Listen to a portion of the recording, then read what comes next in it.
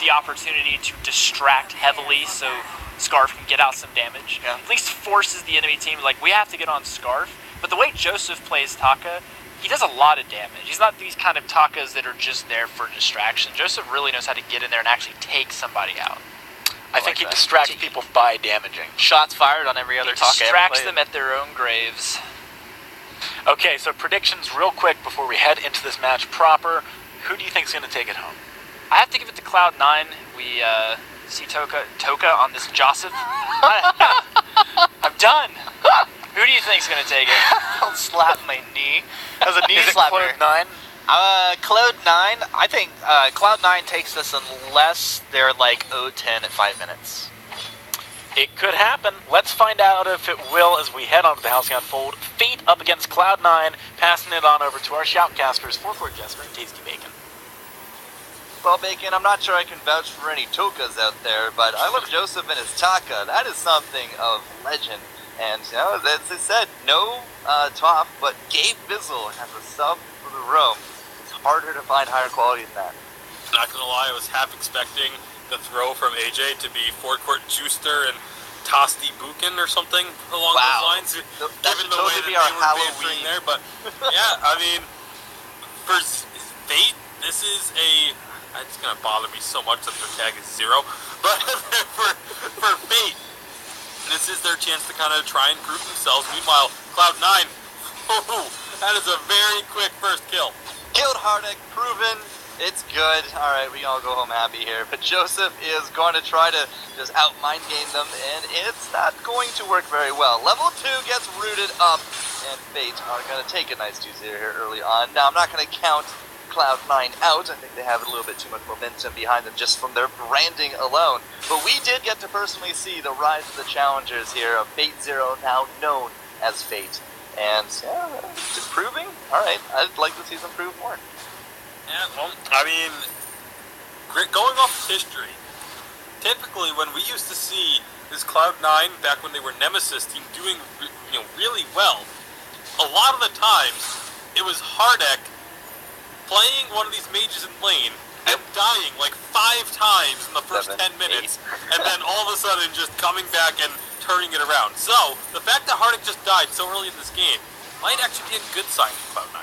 Well, we'll have to continue on to see what the aggression does pay off with, but Joseph has been taking so many of those shots there from Joker, and it's not looking so good for Gabe either. Ika able to really just nail that point home with that lance, and Hardick not looking so hot. Joseph less than half, and they are not going to be able to re-engage. So overall, Illust, as long as he is able to continue on farming up and maybe come up to lane every now and then for a kill, this could actually be some really good early game stuff from the Fates.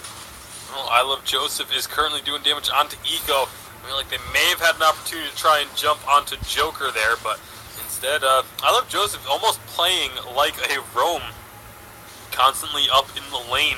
Now Gabe Bizzle going to be taking up that spot, so just always having someone here with Hardeck, ensuring that he can farm up, because the threat of a lance is a pretty massive one. If he's in that mustache bush, you never know when he's going to come out with that impale, and all of a sudden you find yourself with about 25% of your hit points and an easy dive target. So it's definitely smart to have someone babysitting up here, and right now that's falling onto Gabe Bizzle. Taka going to be just kind of roaming the jungle. I Love Joseph going with a weapon blade to start and then double armor. So if he is going to be going for that tension crown build, it's going to be quite heavily delayed.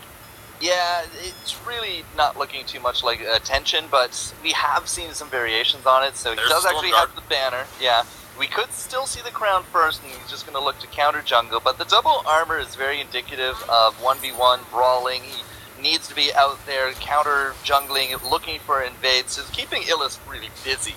But yeah, it's a little bit more of a classical start. We still could see something like a crown Sorrow Blade. I mean, like, that's something that we have seen before from Taka. Or we could even see it go into the Aftershock and just having that single weapon blade to start the game. We've seen that plenty of times as well. Like, there's so many options and so many different variations on the Storm Crown build. Illust can be eating a lot of damage, jumps to Hardick to avoid the pool, but that's not going to avoid the death.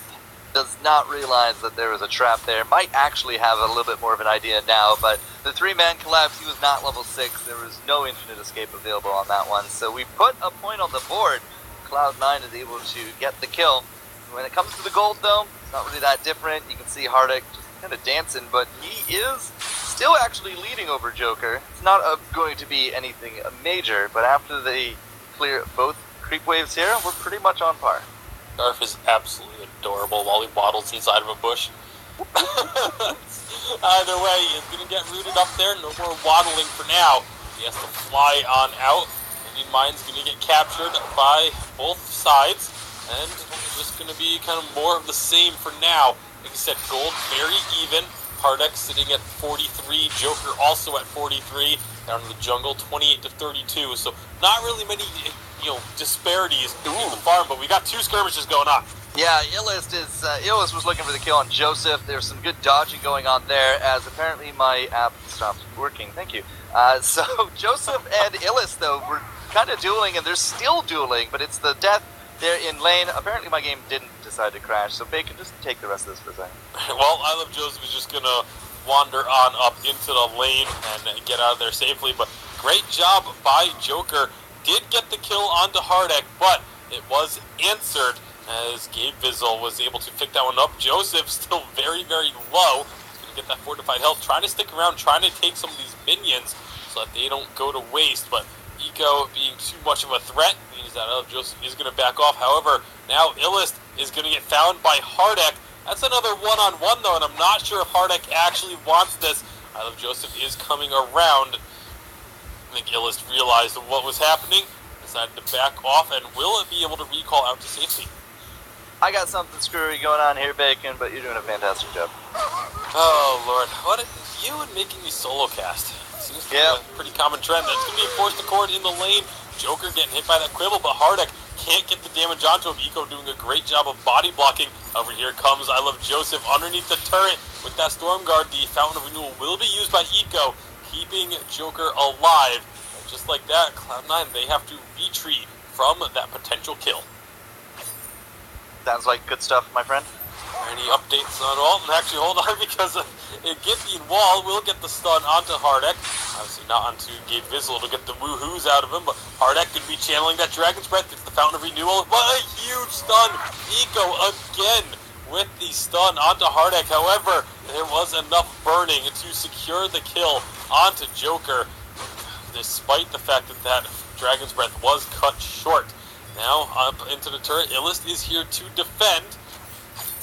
Eco and Illist going to be able to keep any push onto that turret at bay. And Cloud9 going to take advantage of the situation, grab themselves some forward camps, and all should be returning to normal now. It's about a 500 gold lead, having been picked up by Cloud9. Hardek narrowly avoiding an impale. Illist jumping on in, but doesn't realize that I Love Joseph is there as well. So it will now be things kind of returning to normal as both sides return to their corners. The bell has rung, and they will be waiting for the next round to begin.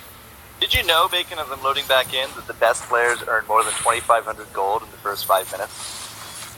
I did know, because I play the game, and that is one of the tooltips. It is one of Or not tooltips, the helpful hints. But right now, Eco going to be getting grabbed, pulled back. Oblivion coming out is only going to hit on the Gabe Vizzle. Eco is in some trouble. He's going to fall. I Love Joseph rotating around. They're seeing if they can find anything. Nice quibble lands on the Joker. There goes I Love Joseph diving on in. Has the Storm Crown, and that is more than enough damage combined with Hardek for a second kill. And well, what do you know? Hardek dies a couple times early, and then Cloud9 start to turn it around and take fights. Yeah, he's up to 4-2 now, Bacon, and he's going to be looking for that second item here fairly soon. At this point, somewhere in the 10 to 11 minute range is probably going to be the target right there. But so far, just jumping the little dragon has not worked out well from Fates. At the same time, Eco, I think this is the first time with a Lance that we've actually seen them retain their double weapon blade, or even build into the double weapon blade for so long. Yeah, a lot of the Lance roams have not been doing this of late, have been really prioritizing getting utility items. I mean, it still does happen, it just doesn't seem to be as frequent as it used to be. I mean, that used to be the thing. Like Lance would always, even as a roam, would build a bunch of weapon blades just for that early pressure. I Love Joseph looks like he is actually going to be turning this into the Crystal build with the Aftershock. So it was Wow. Yeah. double Crystal. There's the Aftershock completed, as I say it. So it is, all that armor. Oh man, no, that was really good stuff. 62% fan vote here for Cloud9 as they go into this next fight, but Joker, oh, that's going to be a pull in here, but Hardik, he's the big target, and he is still doing work. Doesn't actually get a kill to his name, will finally drop. Joseph, though, is being very slippery. Doesn't matter, it's on point. That is on point in order to get the kill, and now Gabe going to be running for it, but 2 of 0 here, or 2 of Fate, just going to be chasing him down, and it makes it happen. That's going to be the ace. Eco, however, tanked out the turret. 1 shot too many.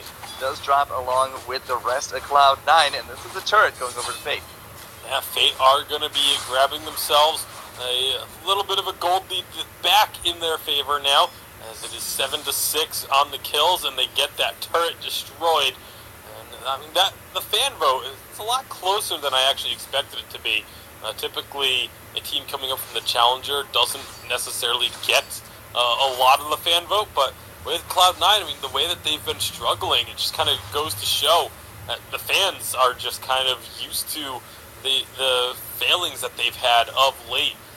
That is kind of just tells the story of Cloud9 this season. Obviously going to be hoping to turn it back around now, as they really want to make it to Worlds. Let's see if they can continue down that road. They're going to be finding Joker. Yeah, Joker gets pulled in, stunned up, and dead on the floor. That is not what Fate wants.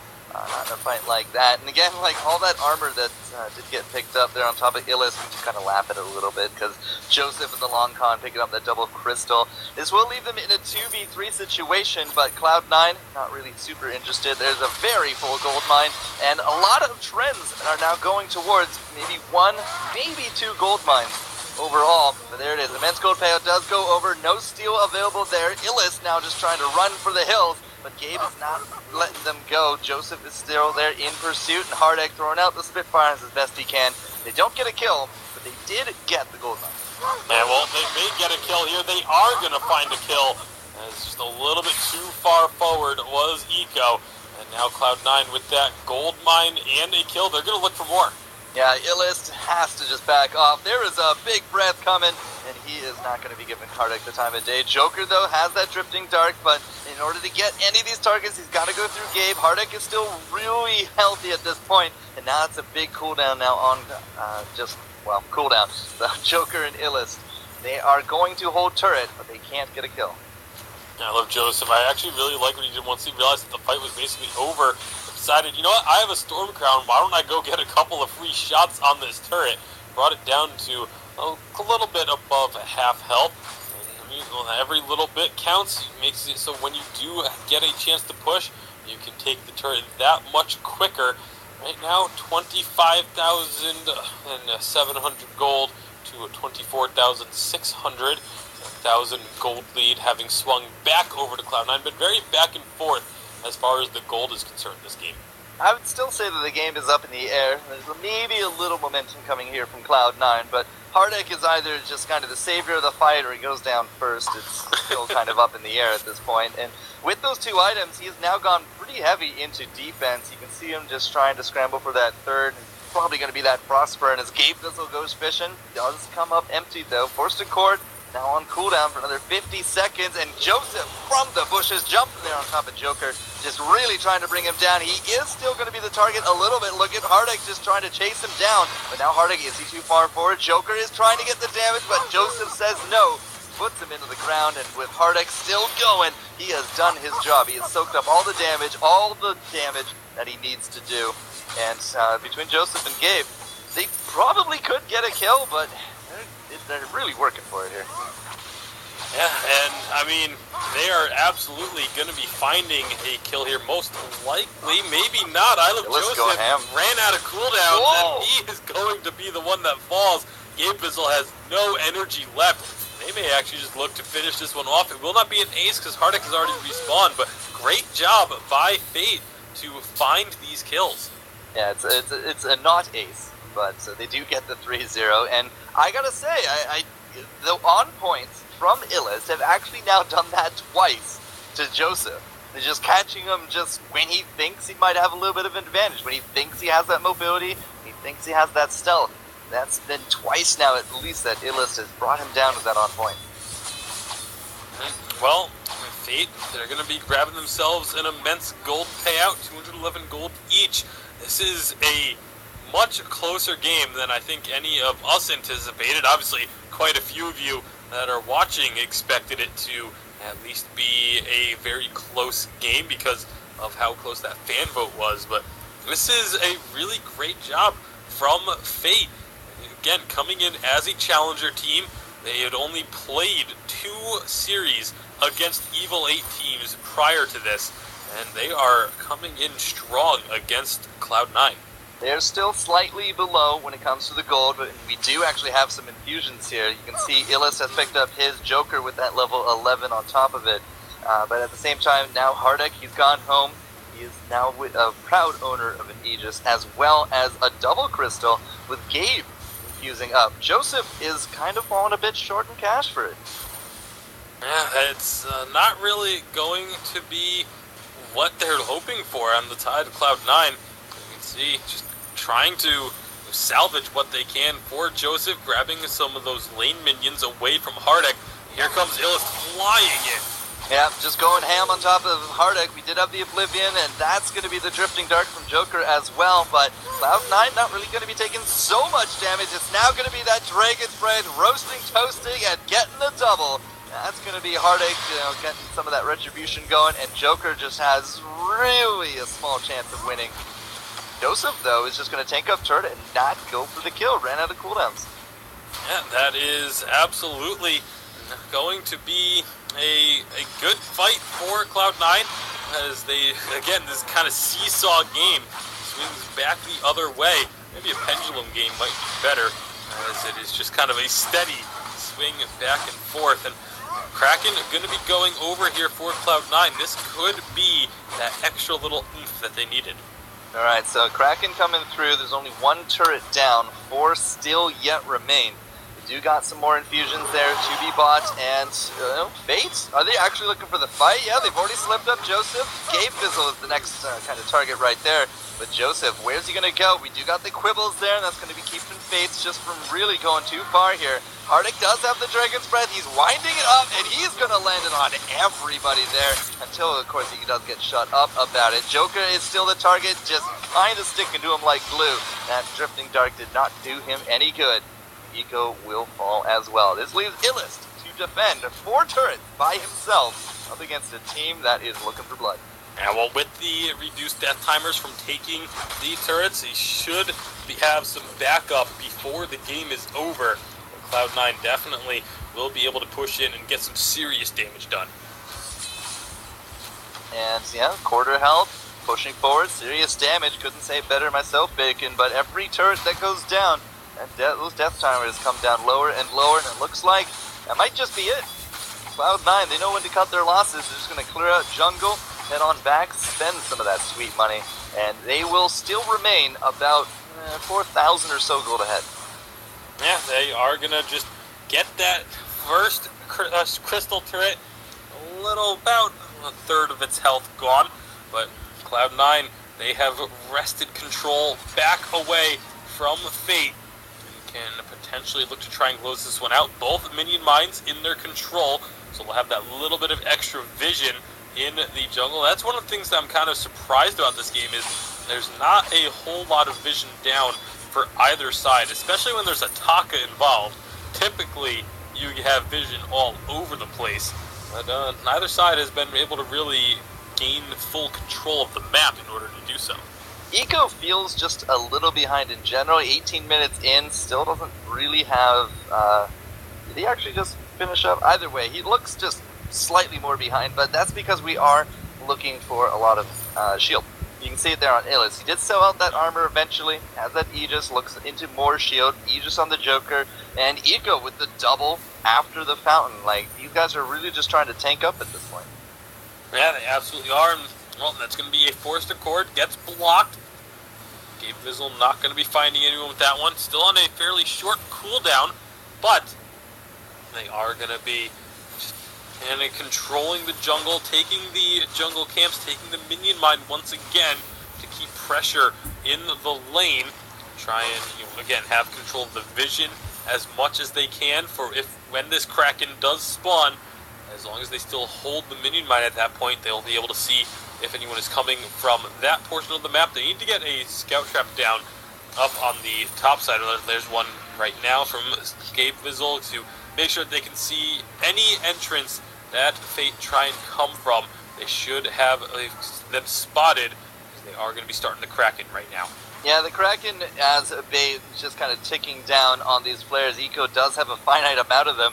Joseph not really looking to get down and dirty yet. But again, that's 3 flares right there from Eco, right? So you are going to run out of attempts at vision. You are going to have to commit to something eventually. But Cloud9, they're done with the cat and mouse. Just make a bit more of a brave front. But maybe they're not. Maybe they are going to go back to it here. And you know, what's the Fates? They got to do something. They are going to run out of options. And they have to try and make something happen sooner or later, and Eco decides on sooner. Yeah, and he's just going to kind of tumble on in. The Kraken is well over half sold, but again, it just disengages. There's the hook, but we had that last flare. They saw it coming, they wound it up. That's going to be the Oblivion, but nobody really stays asleep on this one. Hardek in that armor, will that be enough to keep him alive? He is stealing his life all the way back, and he is going to get that kill. Still a bit of a target, but Joker is now done. The threat is past. Cloud9 will survive. All 3 members. Now Eco has to deal with Joseph. Yeah, well, that is just Eco remaining, and Cloud9, they're going to forego the Kraken, as Joseph should be able to find this kill eventually. And yep, there, well, Eco's going to continue playing with him. It doesn't even matter, he just needs to stop him from recalling. And you can see he actually is going to be successful in doing so. The turrets are being destroyed, and Cloud9 are going to take game number 1, assuming Illist and Joker don't make one of the godliest saves I've ever seen. Alright, godliest save coming up here, Bacon. Oh, no, that was a different game, my bad. Okay, so Fate 0, Fate, as they are now known, they will not take the first game up against Cloud9, one of the NA Titans that we have, but it was a really good match. Yeah, they definitely fought well. Again, very back and forth all throughout, but in the end, it felt like this kind of the experience of Cloud9 ended up winning out. So much shield on the side of Fate. Double mediums there. Double kinetics there for Eco. We do only have that light into the Aegis there for Joker, and really just the Aegis there for Illis on top of things. But double fountain by the end of it as well still wasn't enough. Hardek, as soon as he got that that metal jacket and became full build, it was more or less done by then. This is what you're talking about, so it did come to pass. So, game 1 in the bag, back to the desk for game 2.